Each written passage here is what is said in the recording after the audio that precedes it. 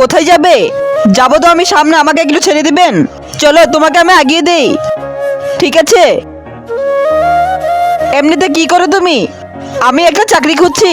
ও আচ্ছা, বাস বাস আমি এখানেই নামবো। আমি ঘরে একলাই থাকি, চলো আমরা দুজন চা খাই।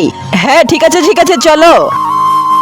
তারপরে কি হলো সেটা দেখার আগে তুমি যদি মহান আল্লাহর নাম লেখা সুন্দর ছবিটাকে ভালোবাসো তাহলে ভিডিওটিতে লাইক করে চ্যানেলটি সাবস্ক্রাইব করে দিবে, আর অবশ্যই আল্লাহর সুন্দর নামটি কমেন্টে লিখে যাবে। আর যদি না করো তাহলে আমি বুঝে নেব তুমি মহান আল্লাহকে একটুও ভালোবাসো না। ভিতরে আসো, বসো, আমি তোমার জন্য চা নিয়ে আসছি। সিয়াম তুই ভিতরে আছিস নাকি? বাইরে আয়। এই আওয়াজটা তো চেনা চেনা লাগছে।